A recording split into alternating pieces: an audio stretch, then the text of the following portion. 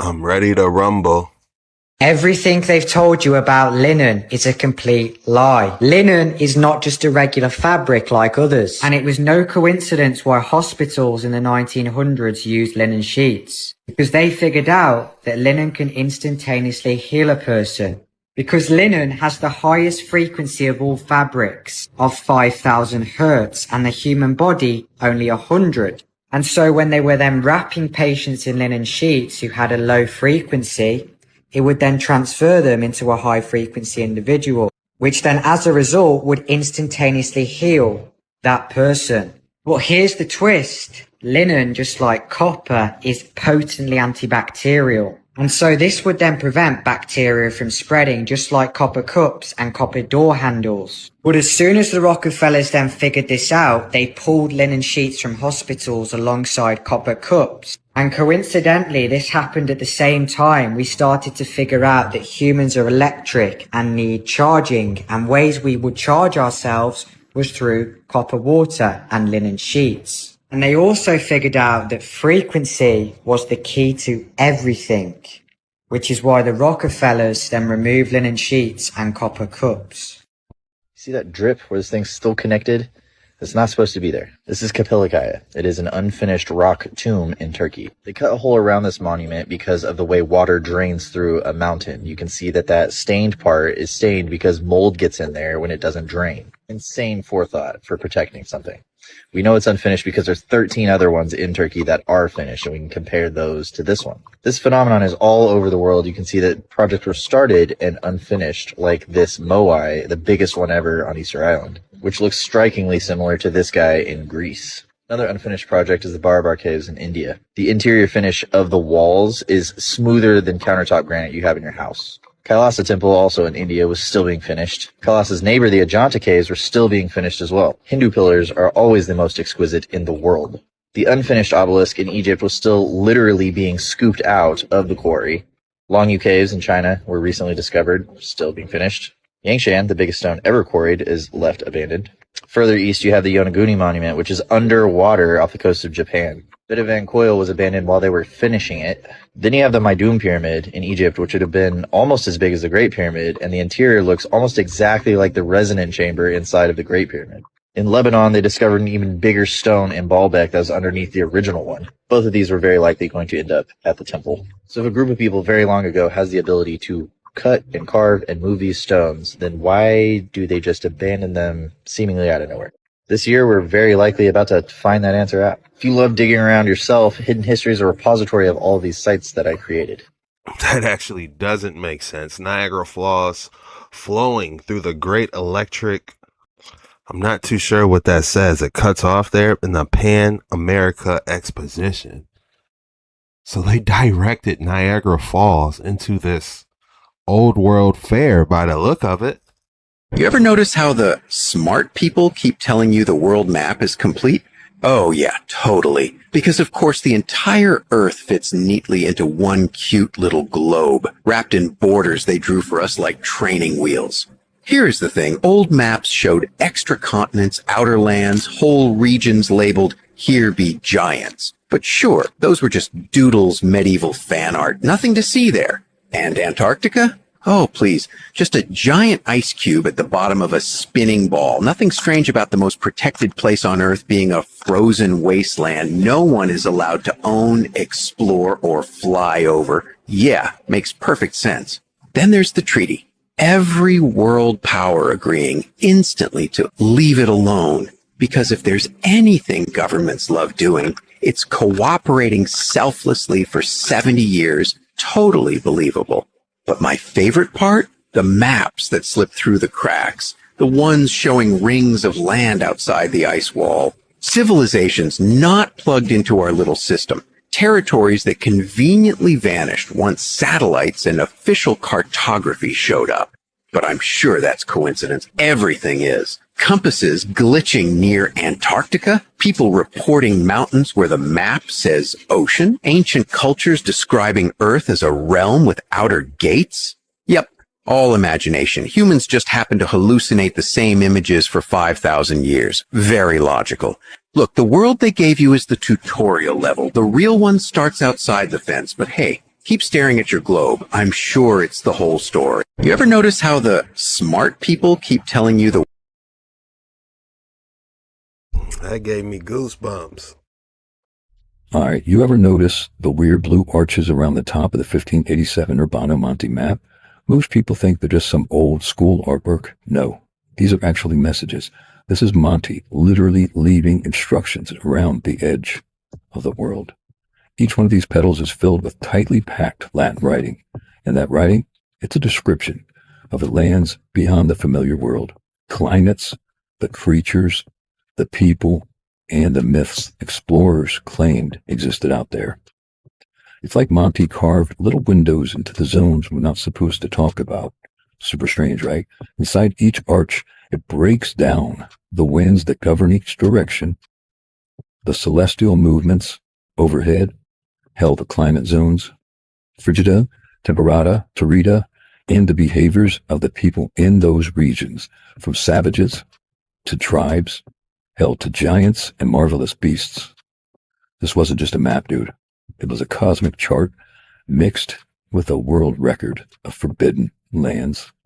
Now, the blue arches, they represent the celestial dome, the sky itself, sliced into sections like Monty was mapping the heavens and the earth at the same damn time. Every single arch corresponds to direction, a wind, a star, alignment.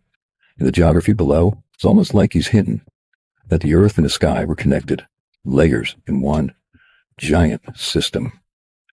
And when you zoom in on the writing, he talks about the lands, the strange animals, impossible climates, and people that don't fit the official narrative we're taught today. This right here, this is the oldest surviving attempt to document the world outside the world, the edges, the borders, the things past the line we're not supposed to cross. So the real question is, why did Urbano Monte think he needed to hide all the real information in the sky? If nothing was going down outside the known lands, why map the heavens like a locked gate? Not like, follow, and share. I'll leave the orange card down below for this 1587 Urbano Monte map. And remember, TikTok, we're building. All right, you ever notice the weird... Just like the Book of Enoch. Man, I love that stuff. I'm going to try to, on my website, I'm going to try to bunch together when I have time as many maps as possible so we can have an archive for all these. Drop your thoughts in the comments below. If you thought you weren't going to get another excellent specimen of the day today, think again, bucko. Are you using? Not your average rodeo night with some druzy quartz. Oh, wow. This is nice. This is an excellent specimen. Off the bat, I'm giving this a 9.5. This is up there with the alien eye specimen, except it's red. But what are we going to name this?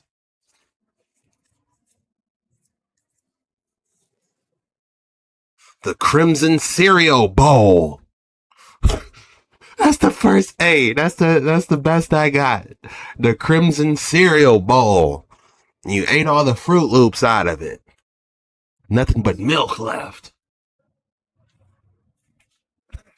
What would you name it? Drop it in the comments below. What would you guys name this specimen? It's a good one. You can get a lot of cool names off this one. I want to hear them. Unbelievable. The particle collider at CERN has officially turned lead into gold.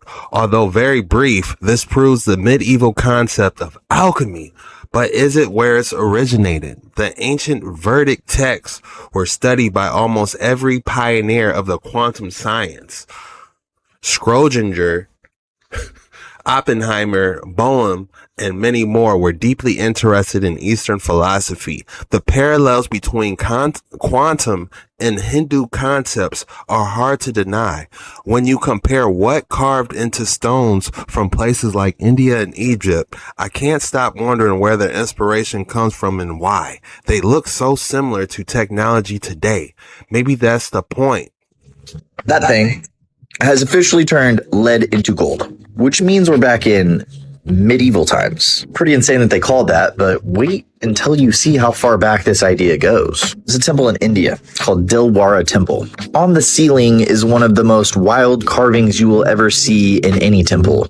And there's not just one, there's a bunch of these things. They're the most intricate things you will ever see, and all of them are different. This one is absolutely massive. It's made of marble, it's 3D, and it's as detailed as a Gothic cathedral. This is the particle collider from the side. If you look straight through it, an outer circle and an inner circle. Look what happens when we use that inner circle with the Dilwara temple ceiling. As an engineer myself, I was like, that's a dope coincidence. So I was trying to find what inspired them to carve something like that. If you dig deep enough, you'll discover that the quantum pioneers almost all studied the Hindu tradition. Schrodinger, heavily into Eastern mysticism. Bohr was deeply interested in Buddhist concepts that originated from Hindu philosophy. Heisenberg had frequent discussions with Rabindranath Tagore. He was the Da Vinci of Eastern philosophy. The most famous quote from Oppenheimer is from the Bhagavad Gita. Why? Well, the concepts are almost exactly the same. Collapsing the wave function, that's Purusha. This means consciousness builds the material world. The observer effect, where observing affects the outcome of an experiment, is the eternal witness in Vedic text. Just Google Sakshi. Non-locality or entanglement is the same as non-duality, the same thing that Schrodinger was studying. How? Superposition, particles existing in multiple states until measured. That is exactly the Atman. Okay, quantum field. It says even empty space isn't empty. Same exact thing as the Akash. It's the field that holds everything together. This one's my favorite, the multiverse theory. Infinite parallel realities. That is exactly how the lokas are defined in Vedic cosmology. Now, alchemy is an Arabic word. Alchem means of Egypt. Both of these cultures use a consciousness-first science. The reason why so many brilliant minds are into this stuff is because what they carved on the walls looks like what we're inventing today. Now we're in the age of decoding what's been right in front of us. Or is that awakening? Fascinating, and that's just what they're telling us. There's no telling what they got going on behind closed doors. What type of alchemic experiments, for all we know, they could be trying to revive Gilgamesh that they found in that tomb, that they said that's the real reason they went back to Iraq way back in the day, for entertainment purposes, of course.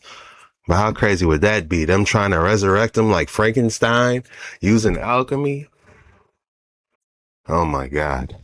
The more we find. Here we have an image of a diploma for the American Pacific Exposition and Oriental Fair for Portland, Oregon in 1905. So 1904, they have the St. Louis World's Fair. 1 year after, we get this one in Oregon. This diploma is very interesting. As we go down to the bottom, we have a photo, and we can clearly see in the background 2 airships, both looking different. They normally don't show this form of transportation in these photos. They normally blank out the sky. But as we look up all of these countries, we see the big ones. And then we see Caucasia. Have any of us heard of a country in the 1900s named Caucasia? I personally have never heard of Caucasia, which is similar to Tartaria. All of these countries that we were never told about. But this one wasn't hundreds of years ago. This was 1905. So they are now, in my opinion, lying and telling us that Caucasia, or Caucasus, is a region that has a bunch of countries in it, including Russia, which we all know have connections to Tartaria. But let's take a look at this list again from 1905. They are already listing Russia on this map with Turkey, France, Holland, Germany, Switzerland, Italy. All of these are countries. They are not regions. I'll say it again. These are countries. Why would they then throw a region in there randomly? That doesn't make any sense. I think we are finding, in my opinion, that there is more land that we aren't being told about that was here in the 1900s. And I think Caucasia is being hidden from us right now. The more we dig, the more we find. I'm starting to think that's why there's so many rubber soles on shoes, because they want to cut off the grounding effect, because we are electric beings, and the fact that we can't ground to the earth is just another way we can't recharge. If you're enjoying this type of content, please consider hitting that like and subscribe button. It helps the algorithm out. It helps get this video into more like-minded people. With that being said, let's dive straight back in. The government has technology that can manipulate your thoughts and emotions. Hey everybody.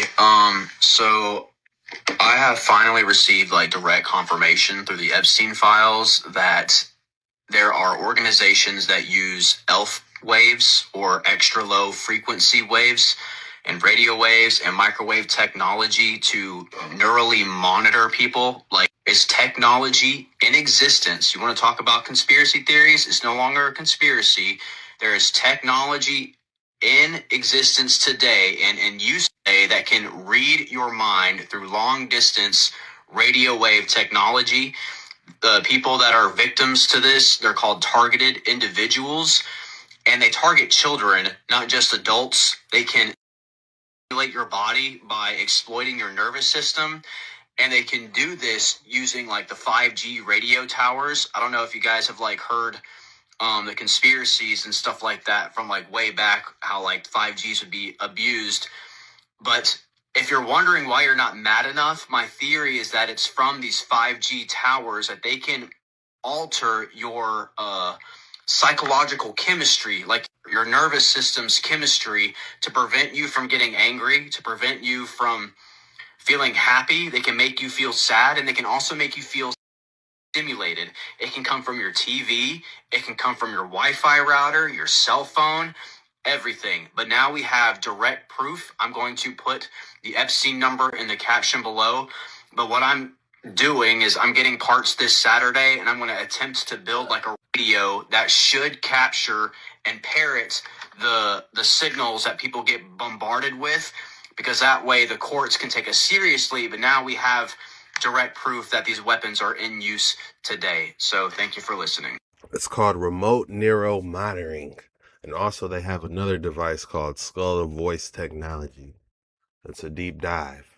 For entertainment purposes only. Do your own research on everything. These videos are just theories, not facts, for context. With that being said, let's continue diving. That is a weapon being used to control your brain. Example, you're in your house. You're sitting, it's quiet, there's nobody in your house. And then the power goes out. And all of a sudden you realize, wow, it's really quiet now. And then the power goes on, and then you hear for the first time that low-level hum of all the different devices in your house that's been in the background the entire time. That is a weapon being used to control your brain, to put you in a state of submissiveness where you will do what I tell you to do. This is a technique that's being used and has been used and is incredibly effective. Why?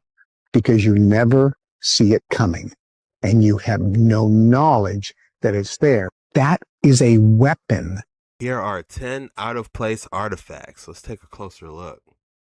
Once in a while, we come across an ancient artifact that's so insanely old that it just does not fit into any of our timelines. That would be an out-of-place artifact, or OOPArt, and we ain't talking about the blatantly fake ones over here. As I'm sure you've seen the Babylon Nokia, this Nokia-looking cell phone with ancient Sumerian digits on it, which I'm pretty sure is just a prank. These old iron pipes found in China hold more validity to them, known as the Baigong pipes, found near the Chinese Mount Baigong, which appears to host a pyramid-shaped mound with a saltwater lake inside. And beneath the surface of this area, several hollowed out, rusted iron pipes running into the mountain were uncovered, ranging from 18 inches in diameter to as thin as a noodle. What makes these special is that researchers have found the pipes to be over 150,000 years old after performing dating analyses on them, made during a time that our primate ancestors were supposed to be roaming the earth, far before any civilization began to form. This right here is an out-of-place artifact, and we've got a whole bunch of them that make even less and less sense as we go on. Humans didn't start working with metal until about 10,000 BC at the earliest, let alone developing a sophisticated underground water transport system like we see here. No one really knows where or how these pipes came to be, and they're found all around the area. Believe it or not, this is actually the newest OOPArt on our list, so shit just keeps on getting older from here. Just like up in the Ural Mountains in Russia, archaeologists found finely crafted microscopic metal parts 10 meters beneath the surface. They were embedded in rock that was calculated to be about 300,000 years old, making these bits around the same age. But the shapes are far too intricate to be naturally formed. forming, and they even tried pinning them on stray missile parts that fell from the sky. But they were much too deep in the rock to have been recently fallen, and they had no other way of getting there. These pieces of alleged ancient nanotechnology were also less than a millimeter long and made of tungsten, a material commonly used in spacecraft. Also found deep underneath the ground in Rockwall County, Texas, lies a wall made of rock. Known as the Great Wall of Texas, it was uncovered in a layer of earth dated to 400,000 years old, way before our primate ancestors were able to build such formations or even step foot in America. Some geologists absolutely insist it's a naturally occurring formation known as clastic sand dikes, but I mean, just look at them. Measuring up to 40 feet in height at some points, you can literally see the shape of the bricks and the mortar holding them together in this wall. This is how real clastic sand dikes look like.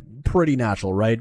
And this is the Great Wall of Texas. You be the judge, but clearly there's quite a bit of controversy around this one. Similar to the Coso artifact, what appears to be a spark plug or an electrical device of some sort, encased in a geode that would have taken 500,000 years to form, and the only way an object can be stuck inside of one like this is if the geode formed around it, meaning this ancient spark plug would have to be around the same age. X-rays performed on the artifact revealed a metal cylinder inside with a screw-like ending, indicating it may have operated as a spark plug. Needless to say, our primitive ancestors were nowhere near developing such technology 500,000 years ago, and many pointed it to being a hoax. But the further back in time we go, the harder these become to explain. Case in point, this is the Nampa figurine, found in Idaho in 1889, 300 feet beneath the surface. A layer of clay it was found in was confirmed by the U.S. Geological Survey to be over 2 million years old. Esteemed geologist George Frederick even went to investigate the area and confirmed that the red iron oxidation on the clay figurine matched exactly with the 2 million year old clay layer in a way that couldn't have been faked, making this a 2 million year old clay figurine, way before any even remotely modern humans were thought to live on Earth. So was this even made by humans? There's a fossilized human finger that might point us in the right direction. So a bit of background. The oldest recorded human ancestor fossil we've ever found is about 3.2 million years old, belonging to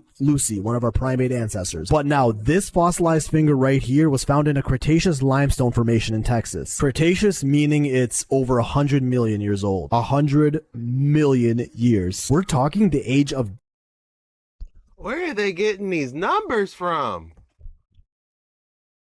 Dinosaurs right here, far before any proto-human primates were even close to roaming the earth. This was our closest ancestor during that period, so whose finger's that? Which gets even crazier with the Kaluga screw found in a meteor crash site in Russia. That's a metal screw embedded into an asteroid rock, and studies show that the iron and silicon of the screw and rock have physically fused into one another, meaning the screw could not have been a new addition to the rock, which was dated, get ready for this, 300 million years old. Other scientists tried saying this is actually an ancient sea creature called a crinoid, despite it being made of metal. Similar to this refined aluminum machine part found encased in coal in another Russian mine, accurately dated to 300 million years old as well, hinting at scattered remains of some advanced civilization that existed long ago. Which brings us to the infamous London hammer, discovered in London, Texas in the 1930s. An iron hammerhead with a wooden handle encased in rock. Which, let me remind you, rocks don't just form around man-made objects out of the blue. Objects embedded into rock or coal this deep are typically preserved as the rock forms around them over the course of millions of years, as is the case with fossils, which in this case was found in a layer of rock over 400 million years old, the alleged age of the rock and hence of the hammer as well. As with many of these, a lot of speculation around this one, but still interesting to think about a human tool over 400 million years old. The wooden handle is also said to have been partially turned into coal, a process that takes millions of years, which is nothing compared to the Klerksdorp spheres. Round, smooth objects with fine grooves around them found in South African mines. Many claim these are naturally forming mineral deposits, but still others that shapes and patterns like these are just not possible in nature. Made from a metallic outer material and a fibrous interior, 200 of these spheres were found in a mineral deposit over 2.8 billion years old. Back when Earth was still a baby, and apart from a few plants, life barely even existed yet. But then again, we claim life didn't exist back then because we haven't been able to find any evidence of it. Could this be it?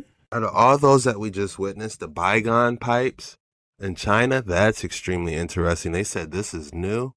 That's a dive. And also this nanotechnology they found. You know, the worst thing about nanotechnology is that we just can't spot it with ordinary microscopes. I'll say it again. You need an electron microscope to find this stuff.